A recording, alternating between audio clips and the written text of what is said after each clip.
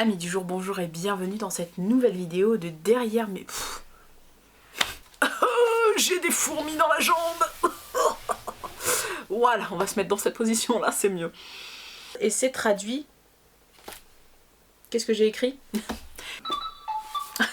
Je vais tuer ma sœur. Jill, si tu regardes cette vidéo, c'est toi qui m'appelles, je te hais. Mais il existe aussi le guide des monstres de... Ça me gratte.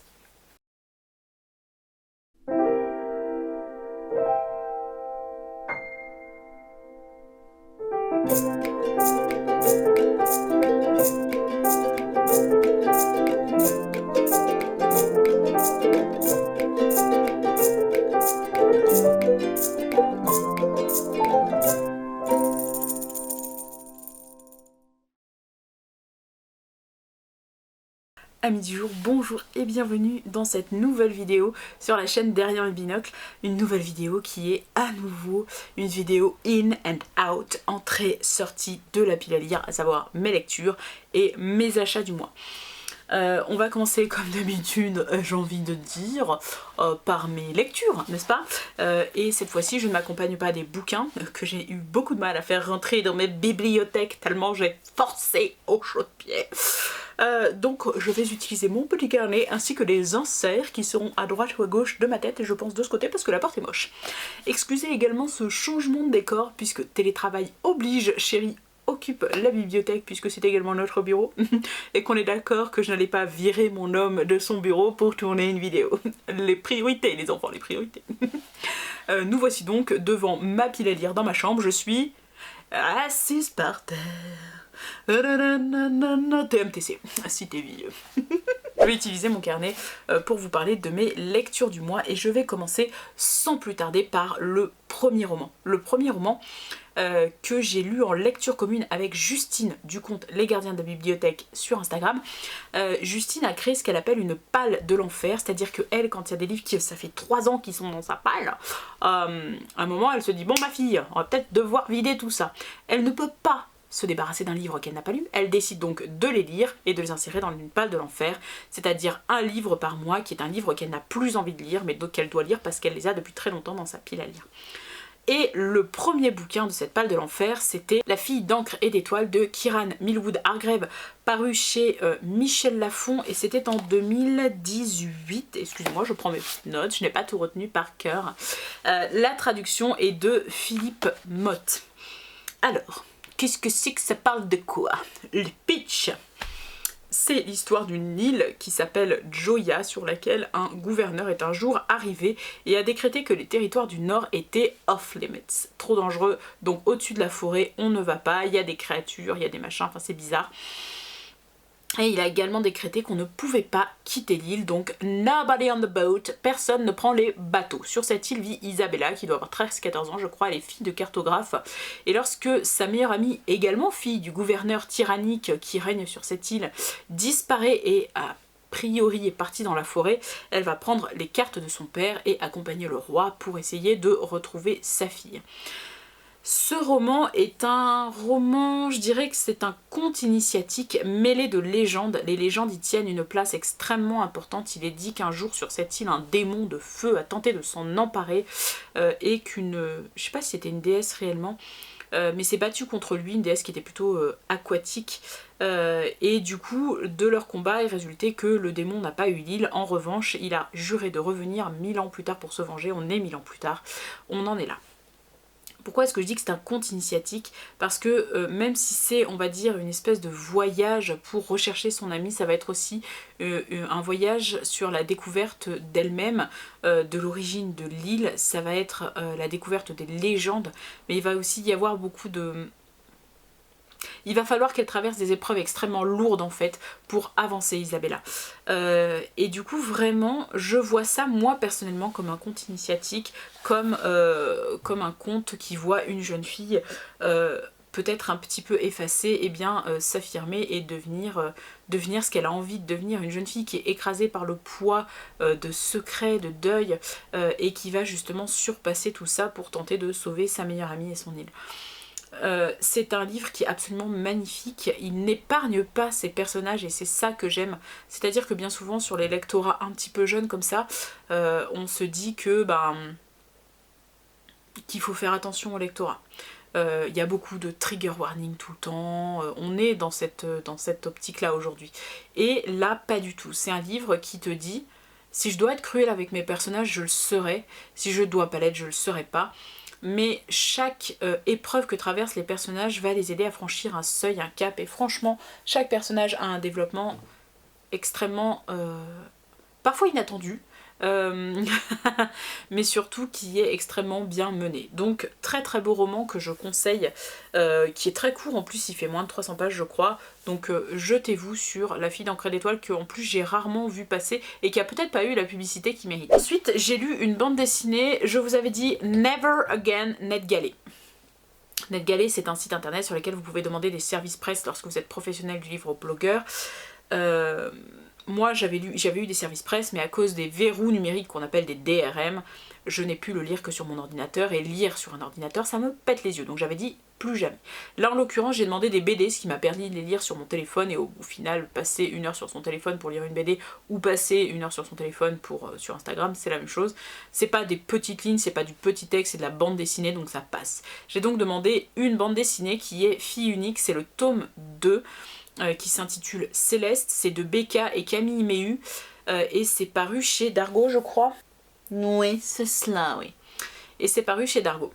Alors, vous allez me dire tome 2, oulala, si tu n'as pas lu le tome 1, il va y avoir quelques compétitions aussi.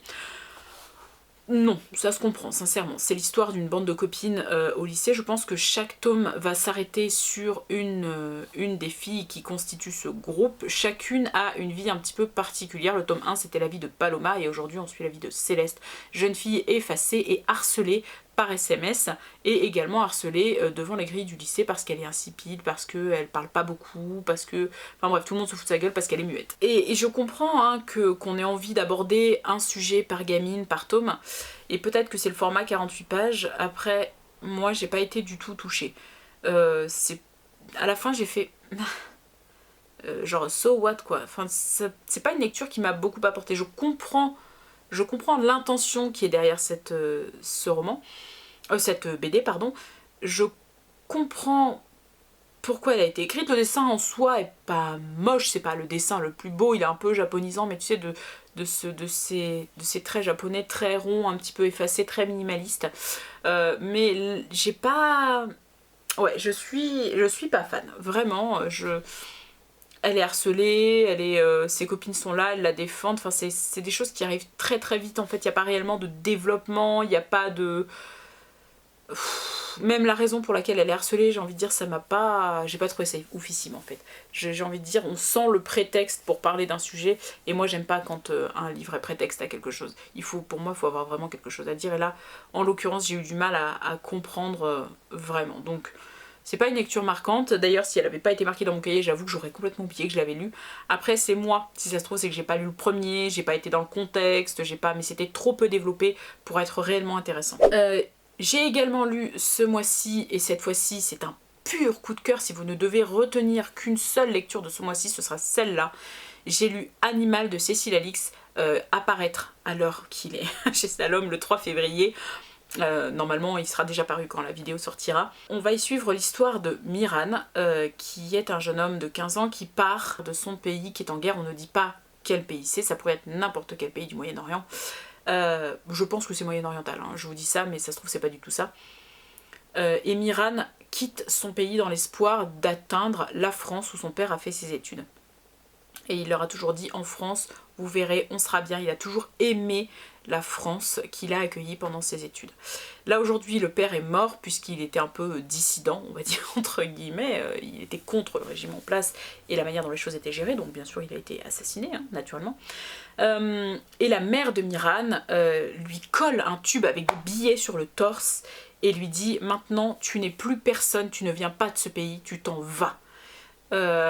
Et on va suivre Miran dans son voyage, dans son voyage en fait, je vous dis pas jusqu'où il va, et bon Dieu que c'est prenant en fait. Vous êtes dans la tête de Miran, vous êtes dans l'immédiateté de l'horreur, dans l'inhumanité, mais en même temps on tombe pas dans le misérabilisme. Cécile Alix a réussi un petit miracle. Elle a réussi à ouvrir mes yeux peu avertis sur ce sujet-là, sans pour autant me dire oh, oh les pauvres. Non, elle m'a mis dans la même merde que Miran. Elle m'a terrorisée en même temps que Miran. Elle m'a fait espérer en même temps que Miran. Ce qui est merveilleux, c'est qu'il y a des passages très très durs, mais il y a aussi des personnages qui ouvrent leurs bras et leurs portes à Miran. Et même aujourd'hui, en parlant, je suis très très émue, parce que c'était vraiment un très très beau roman qui ouvre les yeux sur certaines choses sans pour autant s'apitoyer et tenter de vous apitoyer, vous lecteurs. C'est un roman pour les ados à partir de 14-15 ans je dirais, mais adultes ou ados, lisez-le. Franchement, foncez sur Animal de Cécile Alix. Voilà, on passe à autre chose maintenant.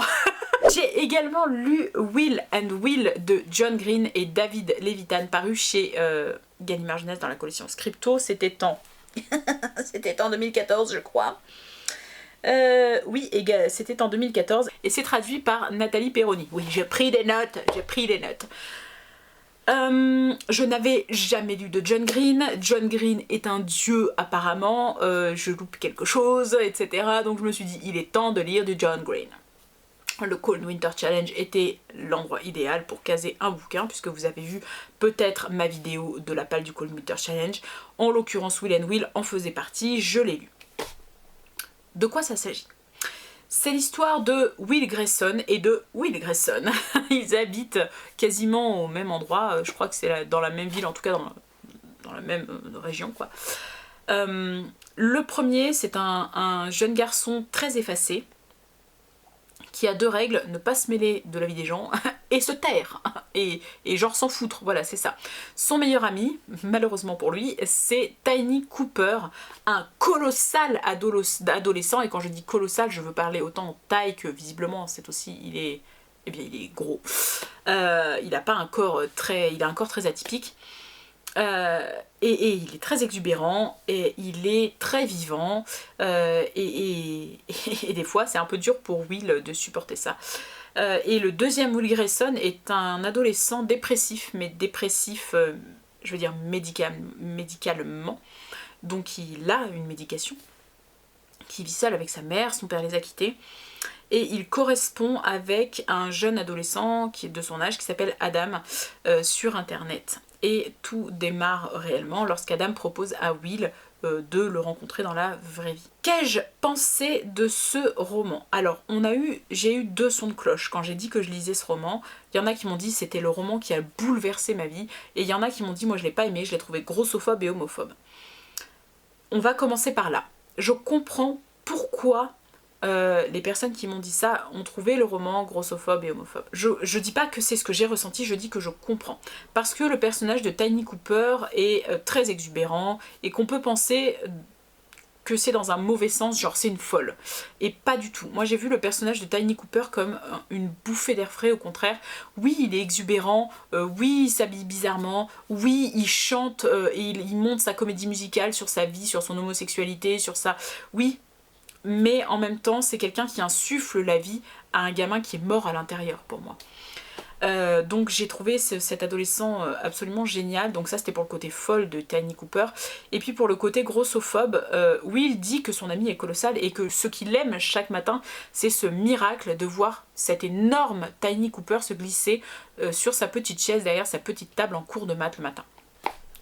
Et c'est vrai que la carrure de Tiny Cooper revient régulièrement dans le bouquin, mais c'est jamais méchant, au contraire, on a l'impression, c'est plutôt douillet en fait, plutôt que moqueur, c'est toujours douillet, et justement ça nous fait voir le petit Will Grayson comme un personnage fade en fait. Donc je trouve que je suis plutôt du côté de ceux qui disent que c'est une ode à l'amour adolescent, que c'est une ode à la vie, que c'est une ode à l'acceptation. Donc voilà, je le vois moi plutôt comme ça.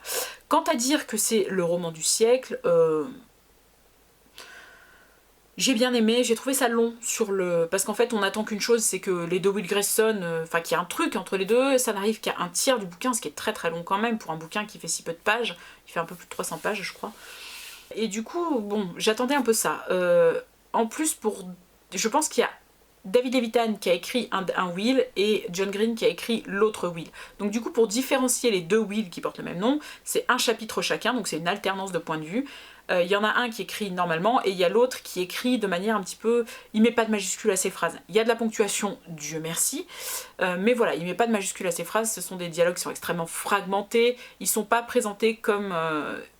je veux dire... en termes de typographie, ils sont pas présentés comme des dialogues, ils sont plutôt présentés comme des pièces de théâtre. Il y a le nom de la personne qui parle et ce qu'il dit. C'est assez lapidaire comme style, c'est bon. En soi, une fois que je suis passée au-delà du fait qu'il n'y a pas de majuscule, c'est passé, mais je pense que c'était surtout pour différencier les deux. J'aurais préféré une différence de typographie, mais bon, passons. Je ne sais absolument plus ce que je disais. Je viens d'avoir ma soeur au téléphone. Oui, je disais Will and Will. Bonne lecture, très sympa, je suis contente d'avoir lu du John Green, c'est pas non plus la lecture du siècle. Je vais donc mettre mon livre en boîte à lire, histoire de faire profiter quelqu'un d'autre de ce roman, mais c'était pas le roman du siècle. En revanche, j'ai été extrêmement touchée, extrêmement émue par la dernière scène du roman, qui m'a... Ouais, ça m'a remué un petit peu quand même, donc voilà, c'est un bon roman en soi. Excusez-moi, je regarde le retour pour vérifier que tout est bien réglé. C'est un bon roman en soi, mais c'est pas non plus genre le truc oufissime à se taper le cul par terre. J'ai également terminé une lecture, dirons-nous, c'était une lecture au long cours. J'ai commencé en audio le roman Dune de Frank Herbert, traduction de Michel Demuth. C'est alors moi je me suis acheté la version papier, vous avez la belle version un peu collector de chez Robert Laffont. J'essaierai de vous trouver une photo pour vous la mettre là. Donc nouvelle traduction de Michel Demuth et je l'ai écouté, je ne l'ai pas lu parce que je savais que ça allait prendre du temps et que je voulais pas... On prend du temps pour ce qu'on veut, vous le savez, je voulais pas perdre trop de temps. J'ai écouté Dune, j'ai commencé à l'écouter en sortant du cinéma, parce que c'est un roman qui me terrifiait à la base, en sortant du cinéma en octobre, et je l'ai continué jusqu'à aujourd'hui en faisant des grosses pauses. Après c'est ce que je disais sur Instagram, l'avantage que j'ai personnellement, c'est que je peux m'arrêter très longtemps dans un livre et le reprendre et savoir où j'en suis. On a tous nos petites qualités et nos défauts. Moi, ma petite qualité, c'est ça. Du coup, j'ai lu Dune de Frank Herbert. De quoi ça parle? Bien d'une planète qui s'appelle Arrakis, mais qu'on appelle Dune puisque c'est une planète désertique. Sur cette planète, on récolte ce qu'on appelle l'épice. L'épice est une substance psychotrope. Psychotrope, c'est une drogue donc. Qui permet d'ouvrir l'esprit à tel point qu'on peut voyager très loin dans l'espace grâce, je sais pas, je pense au calcul que ça nous permet de faire, mais ça permet aussi d'avoir des visions prescientes ou des visions du passé, etc. Donc c'est une drogue. Elle fait tourner l'univers un peu comme aujourd'hui le pétrole fait tourner le monde et elle est sous le joug de la famille Harkonnen. Sauf que l'empereur décide de donner la direction de Dune en fait aux Atréides, donc au duc Atréide qui y amène donc son fils Paul et sa concubine Jessica. Et ça commence comme ça. Le roman c'est une histoire de jeu de pouvoir clairement, mais c'est aussi l'histoire d'une... C'est très très compliqué. C'est un univers pourtant qui est extrêmement cohérent et c'est ça que j'ai aimé dans Dune, c'est que c'est un univers qui est complexe mais qui reste extrêmement cohérent. J'ai l'impression qu'avant d'écrire son histoire, le mec il a créé son univers et du coup ça donne une portée à cet univers qui est absolument génial. Par contre, ça veut aussi dire que les personnages parfois sont un peu désincarnés. Les personnages sont un peu des fonctions. Par exemple, je pense à Paul Atréide qui est d'abord le fils du duc et d'une Bene Gesserit. Donc Bene Gesserit c'est une espèce de religion qui a prophétisé le retour d'un grand prophète. Prophétiser le retour d'un prophète, tout va bien. Ensuite il devient Muad'Dib, donc celui qui va guider le peuple. Ensuite il devient le prophète. Et en fait ces personnages sont vraiment désincarnés, pas dans le mauvais sens du terme, mais du coup c'est un roman qui a une portée qui est très universelle puisque justement on leur enlève un petit peu de cette humanité qui pourrait les caractériser. C'est un roman qui est très bien construit, un peu perché par moment. Je suis contente de l'avoir écouté d'ailleurs. Je vous fais ça avec, on dirait, une maîtresse, tu sais. Je suis contente de l'avoir écouté plutôt que de l'avoir lu, parce que je pense qu'il y aurait des passages que j'aurais eu du mal à passer. Là, sur les passages qui étaient un peu plus complexes, sur des passages qui sont un peu perchés, justement parce que c'est des passages où les personnages sont sous l'influence de la drogue, de l'épice, et du coup c'est des passages qui sont hyper intéressants, mais qui sont quand même... voilà, c'est dense quoi. Et ben ces passages-là, je les aurais peut-être pas passés à l'écrit, à l'oral, enfin à l'audio, c'est passé tout seul, donc voilà, je suis ravie. Le bouquin comporte également des annexes que je qualifierais d'intradiégétiques. Et attention, ça veut dire que ce sont des annexes qui ont été rédigées par des personnages à l'intérieur du roman. Et notamment une annexe sur l'écologie de Dune, mais aussi l'écologie en général, rédigée par le professeur Kynes, qui est un personnage du livre, un planétologiste. Et cette partie sur l'écologie, franchement, si vous lisez le bouquin, lisez cette annexe-là. Il y a d'autres annexes sur la religion et tout qui sont un peu moins intéressantes. Moi, je les ai sautées. Mais cette annexe sur l'écologie, sur la place de l'être vivant et de la vie et de l'être humain dans l'écologie d'une planète, sur cet équilibre, sur le fonctionnement, enfin, c'est vraiment super intéressant. Donc, je vous conseille de le lire. Bref, Dune, un roman absolument génial. J'ai le tome 2 dans ma pile à lire. Je vous avoue que j'attendrai. Il est beaucoup plus fin le tome 2 que le tome 1. Je vous avoue que j'attendrai un petit peu pour le bouquiner. Et là je suis passée à d'autres choses et justement on va parler de ce pas des autres choses. En l'occurrence une trilogie que je vends beaucoup au magasin. Il s'agit de la sélection de Kirakas, donc qui est le tome 1. Ensuite vous avez l'élite qui est le tome 2 et l'élu qui est le tome 3. C'est paru chez Robert Laffont entre 2012 et... Pardon, excusez-moi, je bouge. C'est paru chez Robert Laffont entre 2012 et 2014. Et c'est traduit de l'anglais par Madeleine Nazalik. Pourquoi est-ce que je l'ai lu? Parce que je le vends énormément. Il y a une reprise des ventes que je ne m'explique pas. Je sais pas ce qui s'est passé. Est-ce qu'on se tourne de nouveau vers ces premières dystopies entre guillemets des années 2010? Je sais pas. Mais en tout cas, il y a eu un regain dans les ventes de la sélection, surtout en poche, et je me suis dit, bah, que s'est-il passé? Je vais le lire. Moi, j'avais lu le tome 1 à sa sortie en 2012. Que j'avais pas trouvé folichon, et là je me suis dit bon, après Dune qui était quand même un peu c'était pas compliqué mais c'était un peu plus lourd, après Dune j'ai décidé de lire quelque chose de plus facile, donc je me suis acheté, en plus j'avais accumulé les crédits audio comme j'avais lu Dune sur 6 mois, enfin sur 3 mois on va dire, et donc j'avais accumulé 6 crédits audio, il fallait que je lise des livres qui se lisaient facilement parce que Dune c'est quand même 24 heures de lecture, hein. Et je me suis dit allez, je vais enchaîner des petits livres de 6 heures, la sélection, il est dispo, je veux savoir, voilà. Je l'ai écouté. Et je vais vous faire un pitch, comme ça vous comprendrez. C'est l'histoire des États-Unis. Il y a eu 4 guerres mondiales, la Chine a envahi les États-Unis qui sont devenus les États-Unis de Chine, puis les États-Unis ont repris leur indépendance pendant la 4e guerre mondiale. Aujourd'hui ça s'appelle ILEA, il y a 36 États, et c'est une monarchie. Le prince à la tête, enfin le roi est à la tête de l'État et le prince doit choisir sa femme pour devenir la princesse et l'héritière du trône avec lui.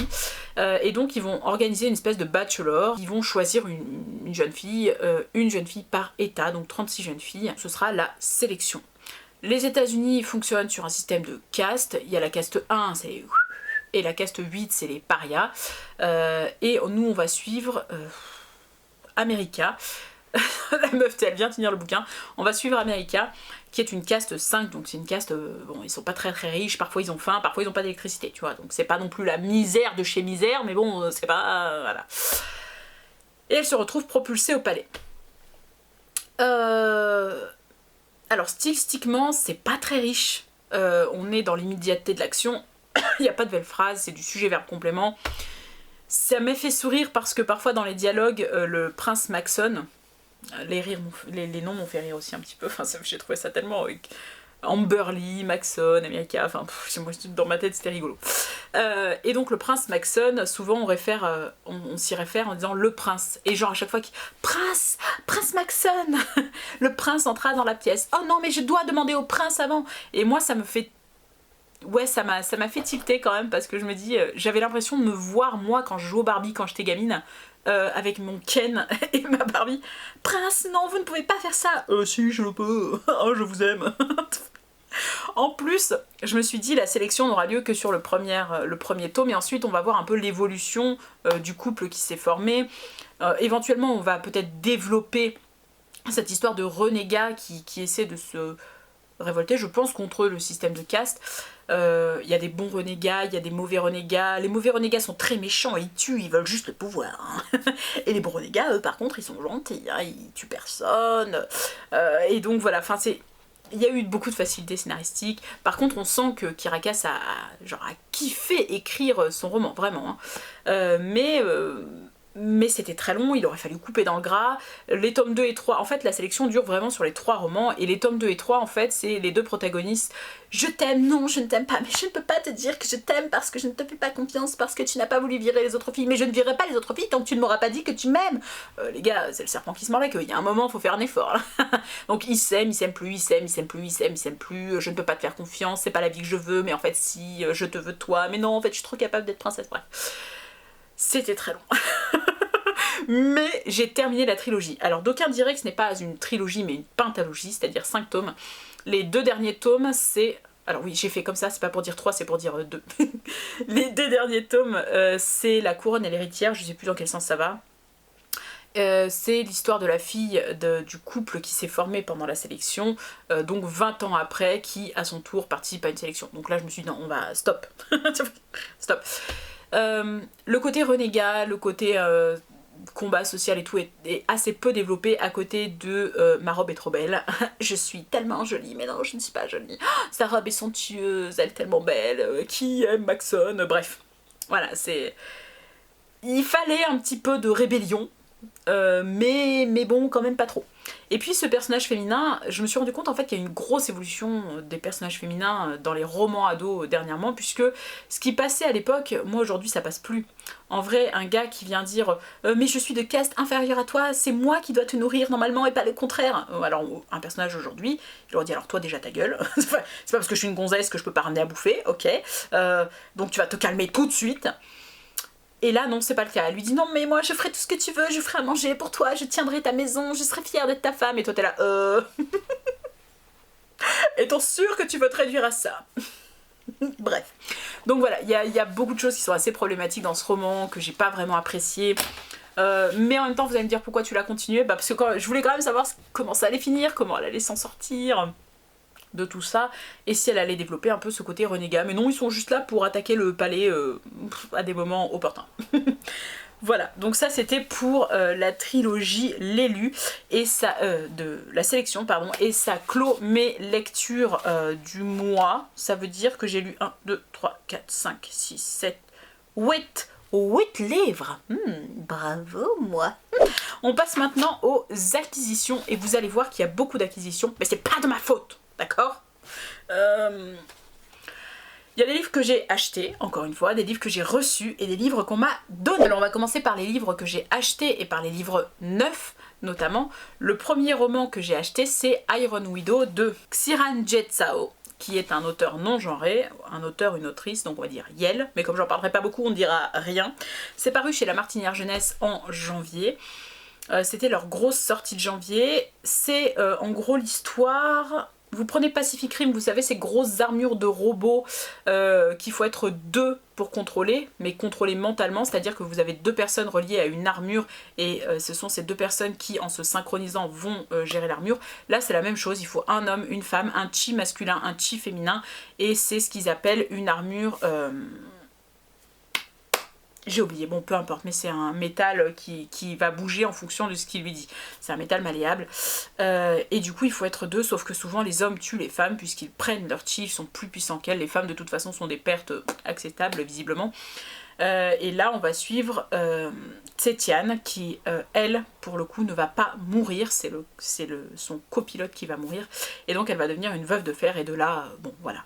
Donc on a ce mélange de Pacific Rim et de Chine impériale, mais pourtant futuriste, donc on est retombé dans... Enfin, retombé, je sais pas trop si le patriarcat est encore... On va dire que oui, donc une Chine très patriarcale, très futuriste pour autant dans sa technologie, et ce mélange de Pacific Rim. Donc voilà, on a cette espèce de mélange un peu chelou qui marche très très bien. Je suis en train de bouquiner, c'est mon livre de chevet, donc je mets un peu longtemps à le lire, mais je m'endors beaucoup.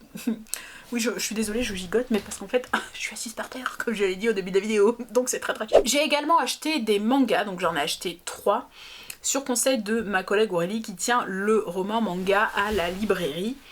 Elle aime les choses qui sortent un petit peu de l'ordinaire et donc quand elle me conseille en général un manga, je vais me pencher dessus parce que je sais que ça va pas être une histoire, j'ai envie de dire toute bête entre guillemets, et j'ai rien contre l'histoire toute bête, mais moi je suis pas très manga, donc si c'est pas déjà un truc qui sort de l'ordinaire, si tu veux, c'est bof bof quoi.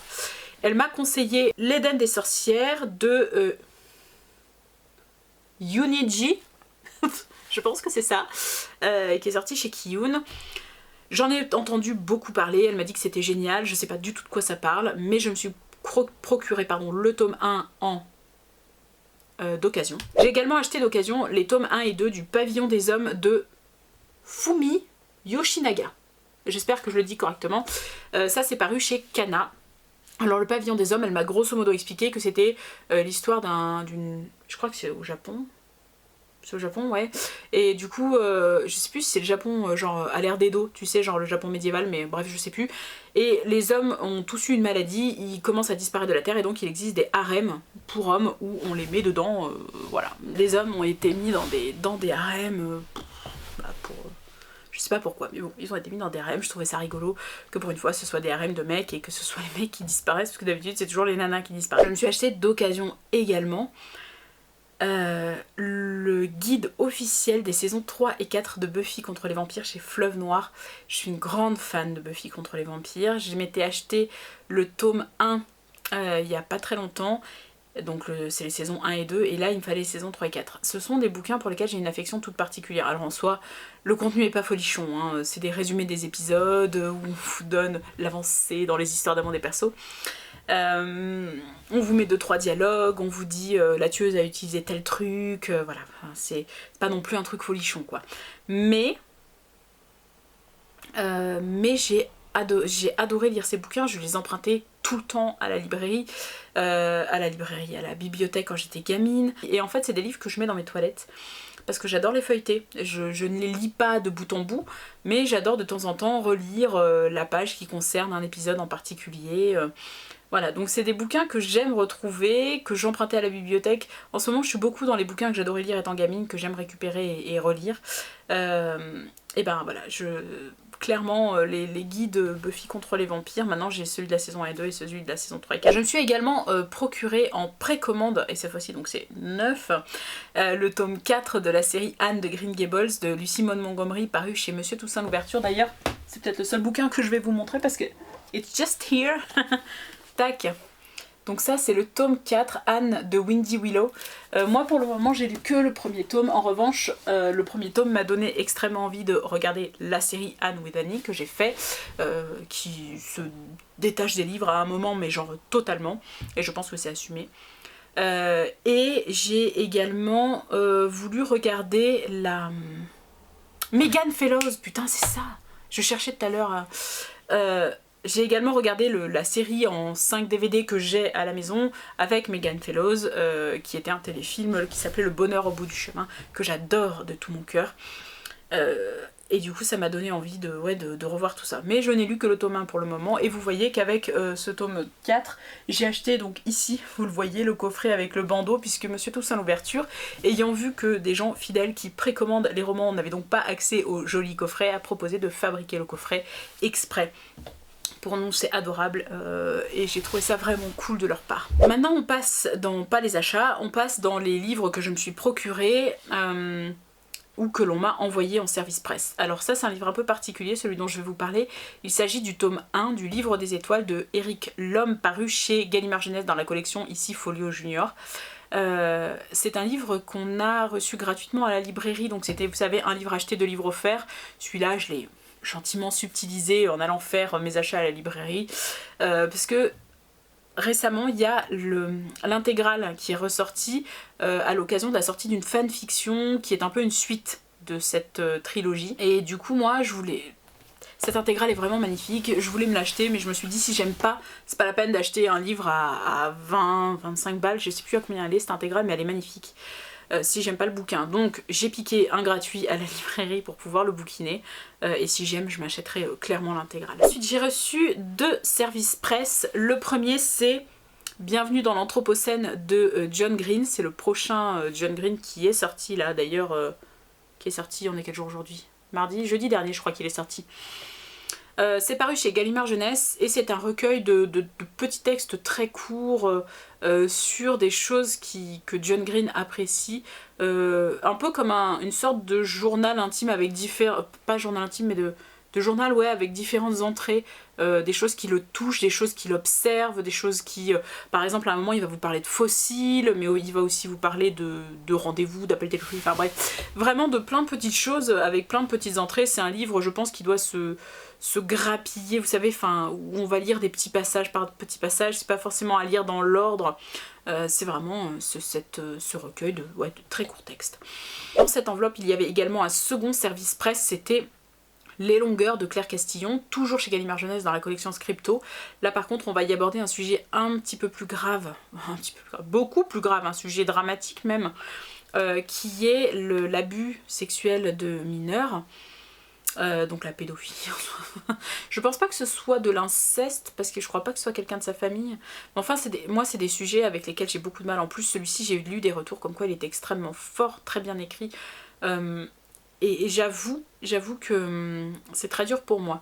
J'avais lu au collège Maman les petits bateaux de Claire Mazard et j'ai lu il y a pas très longtemps, et j'en ai parlé sur le blog, Cette nuit-là de... C'est fort son nom je crois, je sais plus, paru chez Slalom, et c'est des sujets qui me touchent tellement, j'ai du mal en fait, quand on blesse une autre personne intentionnellement, cette violence interdite et animale en fait, puisque je vois pas comment d'autre on peut décrire cette pulsion là. J'ai beaucoup de mal en fait, j'ai beaucoup de mal. Donc Les longueurs, je le lirai, je vais juste attendre le bon moment. Parce qu'il va falloir que je sois vraiment dans un mood où je peux accepter ce genre de lecture, ce qui n'est pas tous les jours. Donc ça, c'était les 2 services presse que j'ai reçus. J'ai une adorable petite sœur qui m'a dit « Hey, je vais donner plein de bouquins, j'ai fait du vide dans ma bibliothèque. Tu veux venir voir ?» Merci Jill. J'ai donc piqué dans les piles de livres qu'elle allait mettre sur Vinted Plaisir coupable, le tome 1 de la série Anita Blake de Laurel K. Hamilton, paru chez Milady.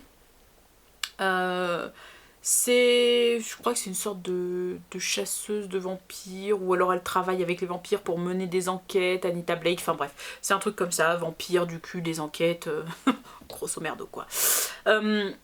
Alors, pourquoi est-ce que je l'ai pris? C'est parce que je suis assez curieuse.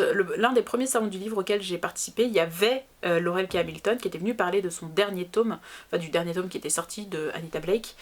Et je me souviens, il y a un gars qui a posé une question parce que lui il avait lu en VO, donc il était en avance sur tout le monde. La question qu'il a posée a spoilé toute la série, j'ai vu tous les gens le huer, enfin bref. Et du coup, j'ai toujours été assez curieuse de découvrir cette série. Je sais pas si ce sera bon, je sais pas, mais c'est vraiment une curiosité là. C'est un peu comme la sélection. Hein. C'est pas, je me dis pas que ça va être le roman de l'année, mais ouais, je me dis si j'ai un peu le temps, peut-être cet été ou pendant mes vacances, de prendre ce bouquin et de voir ce que ça donne, et ben je le ferai. J'ai également récupéré L'Assassin Royal de Robin Hobb, le tome 1, l'apprenti assassin. Je sais plus comment il s'appelle, Assassin's Apprentice, ça s'appelle en anglais, parce que moi je l'ai écouté déjà ce bouquin. Je l'ai écouté sur Audible en VO. Il m'avait été survendu par Justine, du Conte Les Gardiens de la Bibliothèque, donc par mon ancienne collègue et grande copine Vanessa, par ma copine Maëlle. Robin Hobb, c'est un monument. Donc j'avais écouté ce bouquin en VO et j'avais envie de l'avoir en français, en dur, pour pouvoir peut-être me replonger dedans. J'avais beaucoup aimé mon écoute du livre audio, mais quand j'ai écouté un livre audio que j'aime bien me replonger dedans et cette fois-ci m'approprier la lecture, parce que quand on écoute une lecture, on s'approprie la lecture de quelqu'un d'autre, la vision de quelqu'un d'autre, d'un dialogue, et moi j'aime bien m'approprier les lectures que j'ai bien aimées en audio. C'est pour ça que j'achète les livres audio que j'ai adorés, c'est pour ça que j'ai acheté La Vie Invisible d'Adi Larue, c'est pour ça que j'ai récupéré Robin Hobb, ici l'Assassin Royal, c'est aussi pour ça que vous le verrez le mois prochain, j'ai commandé sur Vinted Red, White and Royal Blue. J'aime bien avoir en dur les livres que j'ai adorés. Donc voilà, je l'ai récupéré, c'était gratuit. Et je me suis dit que je le relirais en français. J'ai également piqué dans sa pile un roman qui s'appelle À moi pour toujours de Laura Kazicke, paru chez Le Livre de Poche, je crois. Laura Kazicke, moi j'avais envie de lire à la base des Esprits d'hiver. que j'avais vu sur la chaîne de Lemon June, et Margot Liseuse en a parlé, j'en ai beaucoup entendu parler. Il paraît que ce sont des ambiances très oppressantes, c'est très particulier comme écriture, mais du coup j'ai envie, je suis curieuse d'après tout ce que j'ai entendu de découvrir Laura Kazicke. Là c'est pas Esprit d'hiver, mais du coup c'était l'occasion de la découvrir, donc je me suis dit qu'à cela ne tienne, le roman est assez court, donc je l'ai piqué à ma soeur. J'ai également récupéré les tomes 1, 2 et 3 de la trilogie Sang d'encre de Cornelia Funke, paru chez Gallimard Jeunesse, ici dans la collection Folio Junior. Cornelia Funke, moi j'avais lu, ou j'avais commencé à lire, je ne sais plus, Reckless à l'époque où je bossais chez Gallimard Jeunesse, justement j'avais récupéré une copie, j'étais pas méga fan de Reckless. En revanche, j'ai vu le film Sang d'encre, qui m'a pas laissé un sourire impérissable, mais j'ai beaucoup aimé le principe du fait que certains, en lisant des livres à voix haute, aient le pouvoir de rentrer dedans ou d'en faire sortir des personnages, je sais plus exactement, et de cet homme qui cherche désespérément sa femme qu'il a perdue dans un livre un jour, donc il cherche l'exemplaire du livre dans lequel elle est entrée, et il essaie désespérément de la retrouver. J'ai trouvé ça vraiment très cool. Je sais pas si les bouquins vont partir sur le même pitch, mais en tout cas, ou si c'est le film qui a beaucoup adapté. Je les ai vus, ma soeur m'a dit je vais les vendre, je lui ai dit bah écoute, je te les prends. Je lui ai également piqué une anthologie, c'est les plus beaux poèmes d'amour de la langue française, c'est paru chez Le Livre de Poche, j'ai oublié qui avait dirigé cette anthologie. Mais enfin, j'en ai lu 2 ou 3 poèmes, mais notamment de poètes que je connaissais, donc j'ai lu des poèmes de Baudelaire par exemple, il n'y en a que 3. Et c'est pas mes préférés. J'ai lu des poèmes d'amour de Baudelaire qui étaient beaucoup plus jolis que ça, donc mais je me dis c'est toujours l'occasion de découvrir certains poètes ou certains poèmes, ou les anthologies c'est l'occasion de se replonger, enfin de grappiller, voilà, de grappiller des petits poèmes. Après, si je les lis et que je trouve la sélection inintéressante pour moi en tout cas, je mettrai le livre en boîte à lire ou je le rendrai à ma soeur si elle veut le vendre, mais voilà, sur le coup je me suis dit tiens, ça m'intéresse. Ah, et j'ai oublié un achat. J'ai oublié un achat que j'ai fait, pardon. J'ai acheté, alors, je vais d'abord vous expliquer pourquoi je l'ai acheté, ensuite je vous donne toutes les infos. Si vous me suivez sur Instagram, vous savez que je vous parle souvent de style littéraire, de style d'écriture, et du coup, j'avais lu le premier paragraphe d'un roman qui s'appelle 900, dont le pitch me disait à fond, et en fait j'ai une de mes collègues qui l'a lu et qui m'a dit oh, laisse tomber, non. Et du coup, j'ai pris le livre et j'ai lu le premier paragraphe, et là je me suis dit, il y a un truc qui va pas. Et en analysant, oui, effectivement, à chaque nom, il y avait un adjectif. Il fallait que les cheveux soient noirs, que la brise soit douce, que l'herbe soit fraîche, que... Et en fait, c'est bien de mettre des adjectifs pour essayer de rendre un univers immersif, mais trop d'adjectifs tue l'adjectif. Et trop d'adverbes tue l'adverbe, parce qu'il fallait que la douce brise souffle doucement, et tu vois, c'est enfin la fraîche brise souffle doucement, et ça faisait trop, c'était trop. Et ce que je veux dire, c'est que à vouloir étoffer une phrase, étoffer un texte, j'ai trouvé ça extrêmement dérangeant. Bref, et donc j'en parlais sur les réseaux sociaux, et j'ai une amie à moi, Maëlle, qui m'a envoyé une photo et qui m'a dit ça devrait te plaire. C'est la photo d'un petit livre qui s'appelle Dictionnaire des clichés littéraires. C'est de Hervé Laroche et c'est publié chez Arléa. C'est un petit livre qui coûte 7,50 €. Et un peu à la manière, je crois que c'est Flaubert qui avait fait un dictionnaire des idées reçues peut-être. Attends, laisse-moi vérifier que je dise pas une grosse connerie dans ma vidéo quand même. Hein. Dictionnaire... Oui c'est ça, c'est Flaubert. I'm the boss.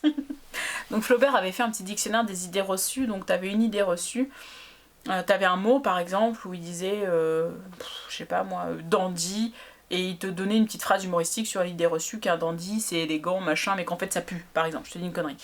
Et ben là c'est pareil, c'est-à-dire que tu vas avoir des mots qu'on utilise, que beaucoup d'auteurs utilisent pour faire bien, ou des figures de style, ou des... Et du coup... il va te prendre ça et il va te faire un commentaire caustique à côté, quelque chose d'extrêmement... c'est bourré de sarcasme bien sûr, et moi ça me fait rire. Et ça par exemple, on parlait tout à l'heure de livres que je mets dans les toilettes, ça typiquement c'est le genre de bouquin que je mets dans mes toilettes parce que j'aime bien piocher par-ci par-là, regarder un mot et voir ce qu'il a écrit dessus. Je trouve ça extrêmement drôle. J'ai également mis d'ailleurs dans mes toilettes, pour la petite anecdote, les 100 mots de la langue française qu'il faut sauver de Bernard Pivot, que j'aime beaucoup. Et du coup voilà, ça va dans mes toilettes typiquement, c'est la lecture que j'adore avoir, c'est la lecture où je pioche des trucs, où je me marre un bon coup, et effectivement, merci Maëlle pour ce conseil, je rigole beaucoup. C'est la fin de mes achats, et tant mieux, parce que du coup je suis en train de me cailler, puisque j'aère beaucoup ma chambre, et que du coup il fait moins 10 degrés. Je suis en t-shirt, faut-il le faire remarquer? J'espère en tout cas que cette vidéo vous a plu. Si vous avez lu des livres dont j'ai parlé dans cette vidéo, si vous êtes d'accord ou pas avec ce que j'ai dit, parlez-en en commentaire, on va échanger. Si vous avez lu des bouquins que j'ai achetés ou que j'ai reçus ou acquis en tout cas ce mois-ci, pareil, vous avez le droit de m'en parler. Sachez en tout cas que quand je parle d'un livre, même si je n'ai pas aimé, j'en parle jamais avec malveillance. Il arrive parfois que je déteste des livres, auquel cas je suis pas tendre. Et en vrai je suis extrêmement compliquée dans mes lectures.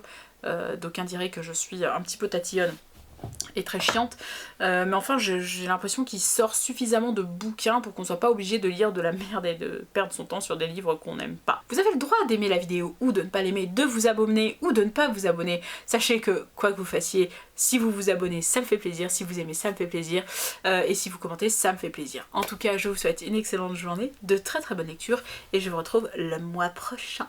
Bisous.